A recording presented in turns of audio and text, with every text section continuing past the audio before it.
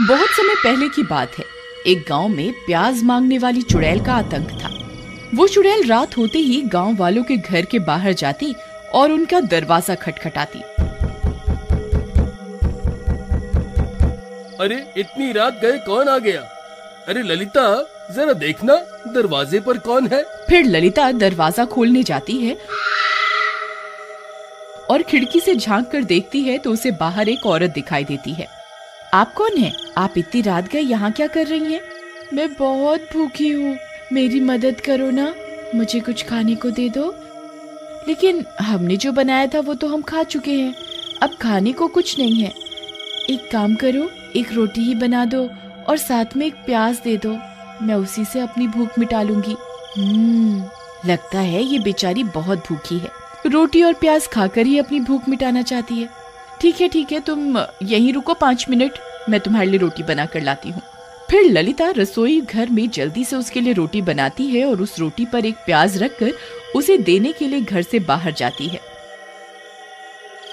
फिर जैसे ही वह उसे रोटी और प्याज देती है, वह औरत चुड़ैल में बदल जाती है।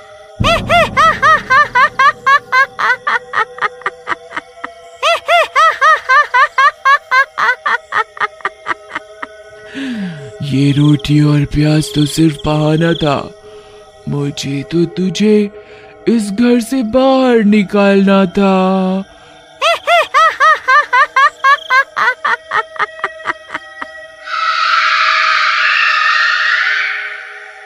फिर वह चुड़ैल ललिता की आत्मा पर अपना कब्जा कर लेती है और ललिता बेहोश होकर गिर जाती है।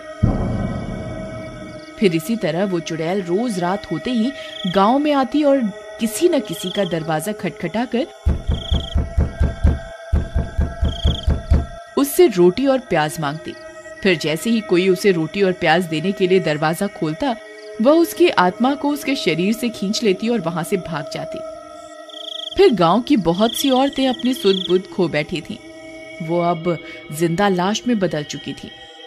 रात होते ही वह चुड़ैल जंगल में बैठे बैठे उन औरतों को अपने वश में करने लगी थी।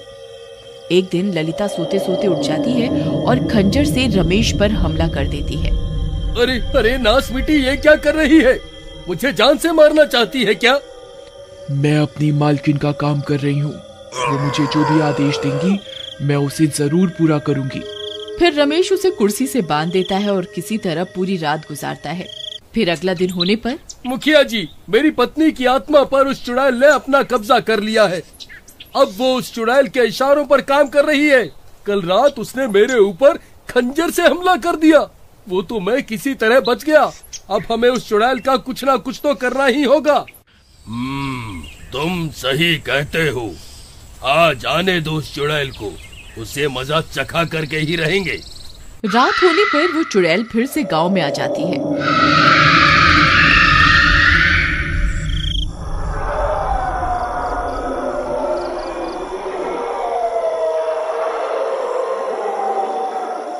और एक गांव वाले का दरवाजा खटखटाने लगती है। मैं बहुत भूखी हूँ, कृपा करके मुझे कुछ खाने को दे दो। शिवा पहचान जाता है कि वो औरत चुड़ैल है। वह पहले से ही औरत का भेष बदल कर बैठा होता है। फिर शिवा उसके लिए रोटी और एक प्याज लेकर बाहर जाता है।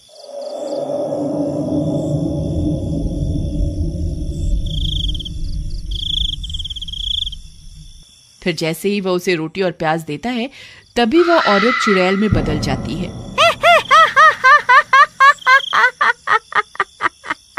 मुझे रोटी और प्याज नहीं, तेरी जरूरत है। अब मैं तेरी आत्मा पर अपना कब्जा करूंगी, फिर मैं इतनी शक्तिशाली हो जाऊंगी कि पूरी दुनिया की कोई भी ताकत मेरा कुछ नहीं बिगाड़ पाएगी। फिर वह चुड़ैल शिवा की आंखों में आंखें डालकर उसकी आत्मा को खींचने की कोशिश करने लगती है, लेकिन शिवा पर उस चुड़ैल का कोई असर नहीं होता। अरे ये क्या, मैं तेरी आत्मा को अपने वश में क्यों नहीं कर पा रही? ऐसा कैसे हो सकता है? क्योंकि मैं औरत नहीं, मर्द हूँ। तेरा यह काला जादू मुझ पर काम नहीं करेगा। तभी शिवा सभी गांव वालों को भी वहां बुला लेता है।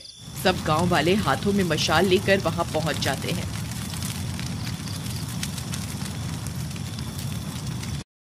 तुम मूर्ख गांव वालों को क्या लगता है तुम मेरा कुछ बिगाड़ पाओगे?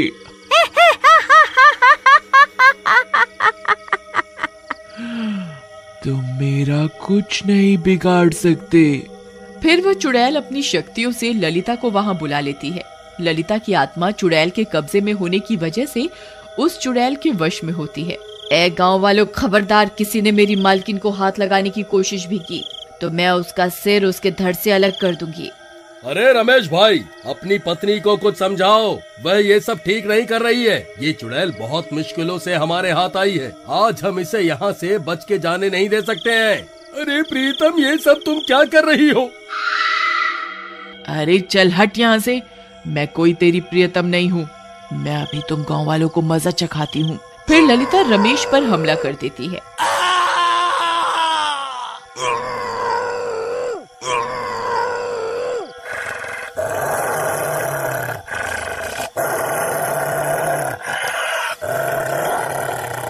अरे मर गया रे! अरे कोई मुझे बचाओ, मेरी पत्नी तो पागल हो गई है। अरे कमबख्त, रुक जाओ, ये सब क्या कर रही है? मुझे कच्चा खाना चाहती है क्या? अरे गांव वालों, मेरी जान बचाओ, नहीं तो ये पागल औरत मुझे मार डालेगी।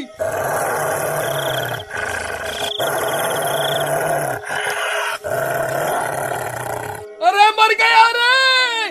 बचाओ बचाओ बचाओ! फिर सब गांव वाले उस चुड़ैल को छोड़कर रमेश की जान बचाने में लग जाते हैं और इसी का फायदा उठाकर वह चुड़ैल वहां से भाग जाती है।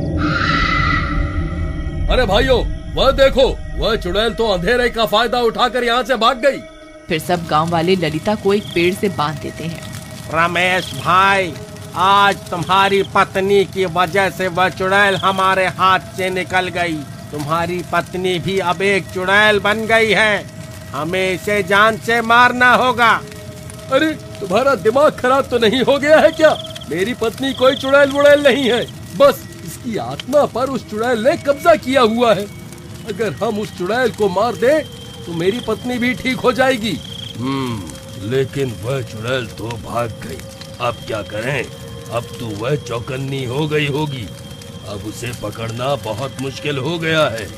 मैं कल फिर से औरत का भेष बदल लूंगा, फिर जैसे ही वो रोटी प्याज मांगने आएगी हम उसे पकड़ लेंगे।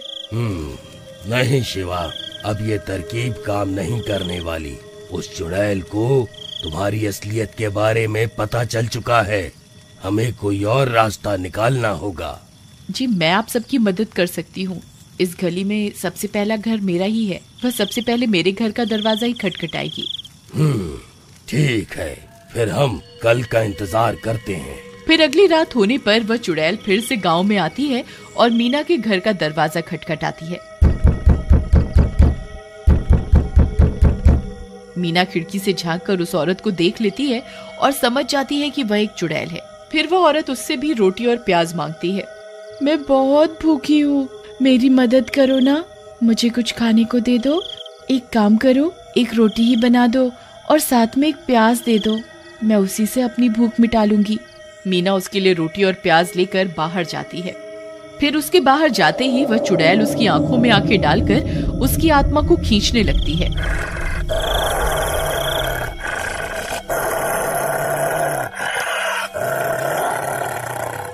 तभी शिवा एक आईना लेकर वहां पहुंच जाता है और उस आईने को मीना के मुंह के आगे कर देता है।